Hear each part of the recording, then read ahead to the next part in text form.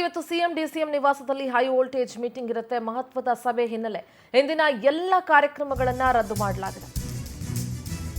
ಮುಖ್ಯಮಂತ್ರಿಗಳ ಮತ್ತು ಉಪಮುಖ್ಯಮಂತ್ರಿಗಳ ಕಾರ್ಯಕ್ರಮಗಳನ್ನು ಇವತ್ತು ರದ್ದು ಮಾಡಲಾಗಿದೆ. ಮಹತ್ವದ ಸಭೆ ಇರೋದ್ರಿಂದ ಕೇವಲ ಬ್ರೇಕ್ಫಾಸ್ಟ್ ಮೀಟಿಂಗ್ಗಷ್ಟೇ ಸಮಯವನ್ನ ನಿಗದಿ ಮಾಡಿದ್ದಾರೆ.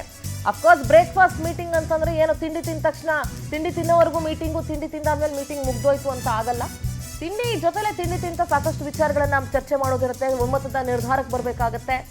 ಸಿಎಂ ಕಾವೇರಿ ನಿವಾಸಕ್ಕೆ ಯಾರಿಗೂ ಪ್ರವೇಶ ಇರೋದಿಲ್ಲ until and unless DCM DK Shivakumar ಬಂದು ಹೋಗೋವರೆಗೂ ಯಾರನ್ನು ಒಳಗಡೆ ಬಿಡಬೇಡಿ ಅಂತ ಸಿಎಂ ಸಿದ್ದರಾಮಯ್ಯ ಅವರು ಹೇಳಿದ್ದಾರೆ. ಹಾಗಾಗಿ ಡಿಕೆ ಶಿವಕುಮಾರ್ ಬಂದು ಹೋಗುವವರೆಗೂ, ಈ ಮೀಟಿಂಗ್ ಮುಗಿಯುವವರೆಗೂ ಯಾರಿಗೂ ಕೂಡ ಪ್ರವೇಶ ಇರೋದಿಲ್ಲ. ಮುಖ್ಯಮಂತ್ರಿಗಳ ಕಾವೇರಿ ನಿವಾಸಕ್ಕೆ ಕೇವಲ ಬ್ರೇಕ್ಫಾಸ್ಟ್ ಮೀಟಿಂಗ್ಗಷ್ಟೇ ಇವತ್ತು ಸಮಯವನ್ನ ನಿಗದಿ ಮಾಡಿದ್ದಾರೆ. ಇವತ್ತು ಯಾವುದೇ ಕಾರ್ಯಕ್ರಮಗಳನ್ನ ಇಟ್ಕೊಂಡಿಲ್ಲ. ಯಾಕೆಂದ್ರೆ ಬ್ರೇಕ್ಫಾಸ್ಟ್ ಮೀಟಿಂಗ್ ಮಾಡಬೇಕಾಗತ್ತೆ. ಮೀಟಿಂಗ್ ಆದ ನಂತರ ಆ ವಿಚಾರವನ್ನ ಹೈಕಮಾಂಡ್ಗೆ ತಲುಪಿಸಬೇಕು. ಅದಾದ ಮೇಲೆ ಇಬ್ರು ನಾಯಕರು ಕೂಡ ಸುದ್ದಿಗೋಷ್ಠಿ ಮಾಡಬೇಕು. ಇದೆಲ್ಲ ಇರೋದ್ರಿಂದ ಇವತ್ತು ಕೇವಲ ಬ್ರೇಕ್ಫಾಸ್ಟ್ ಮೀಟಿಂಗ್ಗಷ್ಟೇ ತಮ್ಮ ಸಮಯವನ್ನ ಮುಖ್ಯಮಂತ್ರಿಗಳು ನಿಗದಿ ಮಾಡಿದ್ದಾರೆ.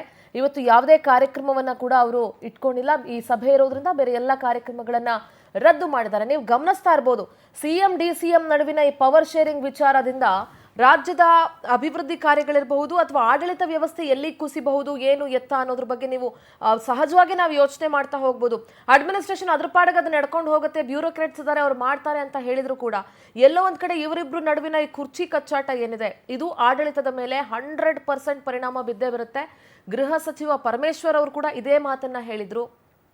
ಸೊ ಒಟ್ಟಾರೆಯಾಗಿ ಇವತ್ತಿನ ಒಂದು ಇವರಿಬ್ಬರ ಸಭೆಯಲ್ಲಿ, ಉಭಯ ನಾಯಕರ ಸಭೆಯಲ್ಲಿ ಏನೆಲ್ಲ ತೀರ್ಮಾನಗಳನ್ನು ಮಾಡ್ತಾರೆ, ತೀರ್ಮಾನಗಳನ್ನು ತೆಗೆದುಕೊಳ್ತಾರೆ, ಒಮ್ಮತದ ನಿರ್ಧಾರಕ್ಕೆ ಬರ್ತಾರಾ? ಬ್ರೇಕ್ಫಾಸ್ಟ್ ಸಭೆ ಬಳಿಕ ಉಭಯ ನಾಯಕರಿಂದ ಸುದ್ದಿಗೋಷ್ಠಿಯನ್ನ ಮಾಡಲಾಗುತ್ತೆ. ಹೈಕಮಾಂಡ್ ಸೂಚನೆಯಂತೆ ಸಭೆ ಮಾಡ್ತಾರೆ, ಅದಾದ್ಮೇಲೆ ಪ್ರೆಸ್ ಮೀಟ್ ಮಾಡ್ತಾರೆ. ಉಭಯ ನಾಯಕರು ಒಮ್ಮತದ ನಿರ್ಧಾರವನ್ನ ಪ್ರಕಟಿಸುವ ಸಾಧ್ಯತೆ ಇದೆ. ಯಾಕಂದ್ರೆ ನಾವೇನೋ ಮೀಟಿಂಗ್ ಮಾಡ್ಕೊಂಡ್ವಿ, ನಿಮ್ಗೆ ಯಾರಿಗೂ ಹೇಳಕ್ಕಾಗಲ್ಲ ಅಂತ ಹೇಳಕ್ಕಾಗಲ್ಲ. ಯಾಕಂದ್ರೆ ನಾವುಗಳು ವೋಟ್ ಹಾಕಿ ಗೆಲ್ಸಿರೋದ್ರಿಂದ ಈ ರಾಜ್ಯದ ಜನರಿಗೆ they are answerable in everything. ಇಬ್ರು ಒಗ್ಗಟ್ಟು ಪ್ರದರ್ಶಿಸಿ ಅಂತ ರಾಹುಲ್ ಗಾಂಧಿ ಸೂಚನೆ ಕೊಟ್ಟಿದಾರಂತೆ. ಒಳಗೊಳಗೆ ಏನಾದ್ರೂ ಮಾಡ್ಕೊಳ್ಳಿ, ಹೊರಗಡೆ ಒಗ್ಗಟ್ಟು ಪ್ರದರ್ಶಿಸಿ ಅಂತ ಹೇಳ್ದಂಗಿದೆ.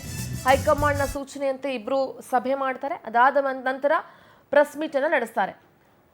ಎಸ್, ನಮ್ಮ ಪ್ರತಿನಿಧಿ ರಾಘವೇಂದ್ರ ನೇರ ಸಂಪರ್ಕದಲ್ಲಿ ಜಾಯ್ನ್ ಆಗ್ತಾ ಇದ್ದಾರೆ. ನಮ್ಮ ಪೊಲಿಟಿಕಲ್ ಬ್ಯೂರೋ ಹೆಡ್ ರಾಘವೇಂದ್ರ, ಏನೇನು ಈ ಪವರ್ ಶೇರಿಂಗ್ ವಿಚಾರ ಸಾಕಷ್ಟು ಕ್ಲೈಮ್ಯಾಕ್ಸ್ ಹಂತಕ್ಕೆ ಬಂದಂಗೆ ಕಾಣಿಸ್ತಾ ಇದೆ, ಮತ್ತೆ ಡೆವಲಪ್ಮೆಂಟ್ ಕೂಡ ಹಾಗೆ ಆಗ್ತಾ ಇದೆ.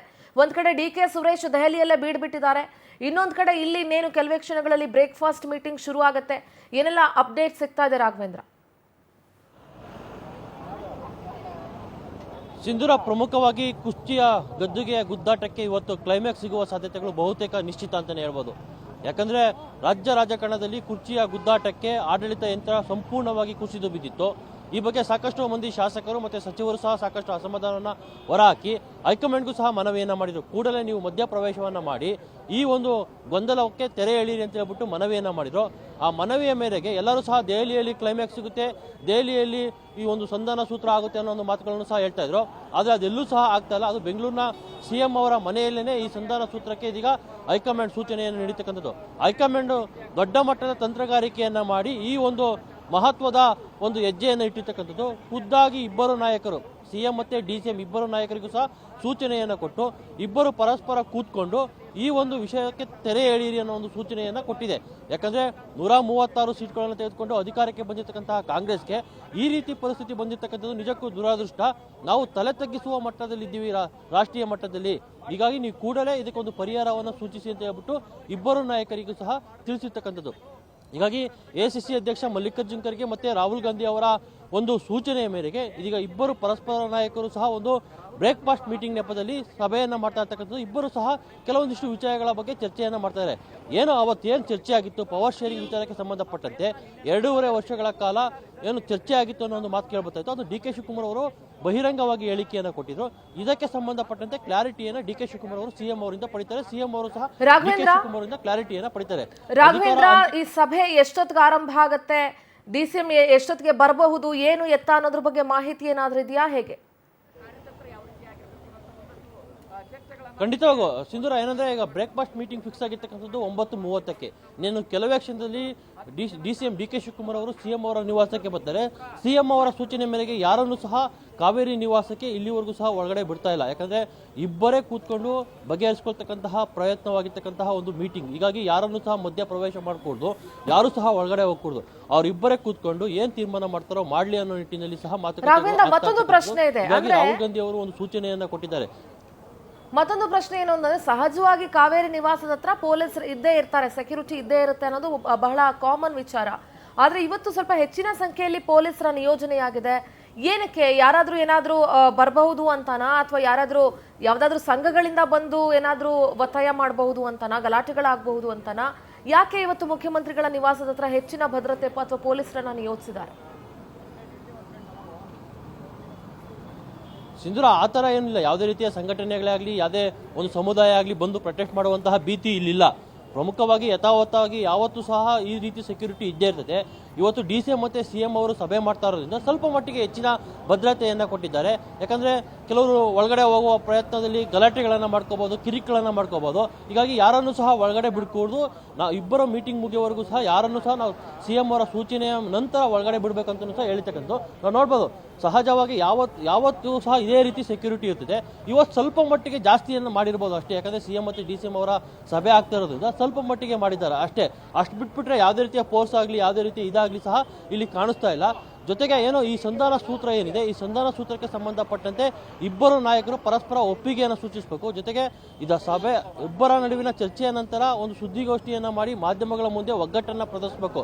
ಆಗ ಈ ಗೊಂದಲಕ್ಕೆ ತೆರೆ ಎಳೆಯುವ ಪ್ರಯತ್ನವನ್ನು ಹೈಕಮಾಂಡ್ ಮಾಡುತ್ತೆ. ಹೀಗಾಗಿ ದೆಹಲಿಯಲ್ಲಿ ಕ್ಲೈಮ್ಯಾಕ್ಸ್ ಸಿಗುತ್ತೆ ಅನ್ನೋ ಒಂದು ಮಾತುಗಳು ಏನು ಕೇಳ್ಬರ್ತಾಯಿತ್ತು, ಅದು ದೆಹಲಿಯಲ್ಲಿ ಕ್ಲೈಮ್ಯಾಕ್ಸ್ ಸಿಗೋದಿಲ್ಲ. ಬೆಂಗಳೂರಿನ ಕಾವೇರಿ ನಿವಾಸದಲ್ಲೇ ಕ್ಲೈಮ್ಯಾಕ್ಸು ಇವತ್ತು ಸಿಗ್ತಾ ಇರ್ತಕ್ಕಂಥದ್ದು. ಇಬ್ಬರು ನಾಯಕರು ಏನು ಸ್ಟೇಟ್ಮೆಂಟ್ ಕೊಡ್ತಾರೆ ಅನ್ನೋದ್ರ ಬಗ್ಗೆಯೂ ಸಹ ಸಾಕಷ್ಟು ಕುತೂಹಲ ಹುಟ್ಟಿ ಹಾಕಿರ್ತಕ್ಕಂಥದ್ದು. ಯಾಕಂದರೆ ಪರಸ್ಪರ ಕೂತ್ಕೊಂಡು ಮಾತನಾಡಿದಂತಹ ಸಂದರ್ಭದಲ್ಲಿ ಸಿ.ಎಂ ಅವರು ಸಹ ಕೆಲವೊಂದಿಷ್ಟು ಬೇಡಿಕೆಗಳನ್ನು ಇಡ್ಬೋದು.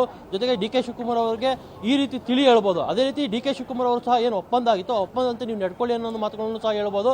ಅದಕ್ಕೆ ಸಂಬಂಧ ಮತ್ತೆ ಅವರಿಬ್ಬರ ನಡುವೆ ಇಷ್ಟು ದಿನಗಳ ಕಾಲ ಸಿಎಂ ಸಿದ್ದರಾಮಯ್ಯನವರು ನಾನೇ ಮುಖ್ಯಮಂತ್ರಿಯಾಗಿ ಮುಂದುವರಿತೀನಿ ಅಂತ ಹಲವಾರು ಬಾರಿ ಸ್ಟೇಟ್ಮೆಂಟ್ ಅನ್ನ ಕೊಟ್ಟಿದ್ರು. ಆದ್ರೆ ಈಗ ಹೈಕಮಾಂಡ್ ಏನ್ ಹೇಳುತ್ತೋ ನಾನು ಅದನ್ನ ಕೇಳ್ತೀನಿ ಅಂತ ಎಲ್ಲೋ ಒಂದ್ ಕಡೆ ಸಿದ್ದರಾಮಯ್ಯ ಅವರು ಕೂಡ ಸ್ವಲ್ಪ ಸಾಫ್ಟ್ ಆದಂಗೆ ಕಾಣಿಸ್ತಾ ಇದೆ.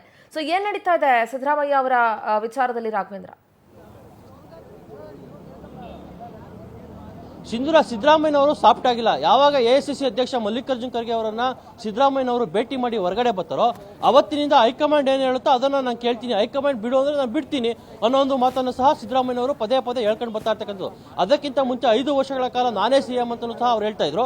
ಆದರೆ ಸಿಎಂ ಅವರು ಮಲ್ಲಿಕಾರ್ಜುನ್ ಖರ್ಗೆ ಅವರು ಸಿಎಂ ಅವ್ರಿಗೆ ಕೆಲವೊಂದಿಷ್ಟು ಮಾಹಿತಿಗಳನ್ನ ಮತ್ತು ಸಲಹೆ ಸೂಚನೆಗಳನ್ನ ಕೊಟ್ಟಿರ್ತಕ್ಕಂಥದ್ದು. ಯಾಕಂದ್ರೆ ಎಲ್ಲೂ ಸಹ ನೀವು ಪವರ್ ಶೇರಿಂಗ್ ವಿಚಾರವಾಗಿ ಮಾತುಕತೆಯನ್ನು ಆಡಬೇಡಿ, ಎಲ್ಲವೂ ಸಹ ಹೈಕಮಾಂಡ್ ಮೇಲೆ ಹಾಕಿ ಕೂರಿ ಅನ್ನೋ ಒಂದು ಮಾತನ್ನು ಸಹ ಮಲ್ಲಿಕಾರ್ಜುನ್ ಖರ್ಗೆ ಅವರು ಸಿಎಂ ಅವರಿಗೆ ಸೂಚನೆಯನ್ನ ಕೊಟ್ಟಿದ್ರು. ಆ ಸೂಚನೆಯಂತೆ ಸಿಎಂ ಅವರು ಹೈಕಮಾಂಡ್ ಏನ್ ಹೇಳುತ್ತೋ, ಹೈಕಮಾಂಡ್ ಹೇಗೆ ಹೇಳುತ್ತೋ ಹಾಗೆ ನಾನು ಕೇಳ್ತೀನಿ ಅನ್ನೋ ಮಾತನ್ನ ಪದೇ ಹೇಳ್ಕೊಂಡ್ ಬರ್ತಾ ಇದ್ರು. ಆದ್ರೆ ಸಿಎಂ ಅವರ ಆಪ್ತರು ಮತ್ತೆ ಸಿಎಂ ಅವರ ಮಗ ಯತೀಂದ್ರ ಅವರು ಮಾತ್ರ ನಮ್ಮ ತಂದೆಯವರೇ 5 ವರ್ಷ ಸಿಎಂ ಆಗಿರ್ತಾರೆ, ಅಧಿಕಾರ ಯಾವುದೇ ಕಾರಣಕ್ಕೂ ಸಹ ವಿಭಜನೆ ಆಗೋದಿಲ್ಲ ಅನ್ನೋ ಮಾತನ್ನ ಸಹ ಪದೇ ಹೇಳ್ತಾ ಇದ್ರು. ಅದು ಸಹ ಸಿದ್ದರಾಮಯ್ಯನವರಿಗೆ ಸ್ವಲ್ಪ ಮಟ್ಟಿಗೆ ಡ್ಯಾಮೇಜ್ ಅನ್ನು ತಂದುಕೊಟ್ಟಿತ್ತು. ಅದಾದ ಬಳಿಕ ಡಿ.ಕೆ ಶಿವಕುಮಾರ್ ಅವರು ಒಂದು ಟ್ವೀಟ್ ಅನ್ನು ಮಾಡ್ತಾರೆ, ಅದಕ್ಕೆ ಪ್ರತಿಯಾಗಿ ಸಿಎಂ ಅವರು ಸಹ ಒಂದು ಟ್ವೀಟ್ ಅನ್ನು ಮಾಡ್ತಾರೆ. ಆಗ ಅತಿರೇಕಕ್ಕೆ ಆ ಒಂದು ಇಬ್ಬರ ನಡುವಿನ ಕೋಲ್ಡ್ ವಾರ್ ಹೋಗಿತ್ತು. ಅದಾದ ಬಳಿಕ ಏನು ಮತ್ತೆ ಹೈಕಮಾಂಡ್ ಈಗ ನೇರವಾಗಿ ರಂಗ ಪ್ರವೇಶವನ್ನ ಮಾಡಿ ಇಬ್ಬರಿಗೂ ಸಹ ಕೂತ್ಕೊಂಡು ಬಗೆಹರಿಸುವಂತೆ ಸೂಚನೆಯನ್ನು ನೀಡತಕ್ಕಂಥದ್ದು. ಆ ನಿಟ್ಟಿನಲ್ಲೇ ಇವತ್ತು ಬ್ರೇಕ್ಫಾಸ್ಟ್ ಮೀಟಿಂಗ್ ಅನ್ನ ಸ್ವತಃ ಖುದ್ದಾಗಿ ಸಿಎಂ ಅವರೇ ಆಯೋಜನೆ ಮಾಡಿರ್ತಕ್ಕಂಥದ್ದು. ಈ ಬ್ರೇಕ್ಫಾಸ್ಟ್ ಮೀಟಿಂಗ್ ನಲ್ಲಿ ನಡೀತಕ್ಕಂತಹ ಚರ್ಚೆಗಳನ್ನ ನಂತರ ಮಾಧ್ಯಮಗಳಿಗೆ ತಿಳಿಸ್ತಾರೆ. ಮಾಧ್ಯಮಗಳಲ್ಲಿ ಗೊಂದಲಗಳನ್ನು ಪರಿಹರಿಸಿಕೊಂಡಿದ್ದೀವಿ ಅನ್ನೋ ಸೂಚನೆಯನ್ನು ಕೊಡೋದಕ್ಕೋಸ್ಕರನೇ ಜಂಟಿ ಸುದ್ದಿಗೋಷ್ಠಿಯನ್ನು ಮಾಡ್ತಾ ಇರ್ತಕ್ಕಂಥದ್ದು. Sindoor. All right, thank you Raghavendra ನಿಮ್ಮೆಲ್ಲ ಡೀಟೇಲ್ಸ್ಗಾಗಿ.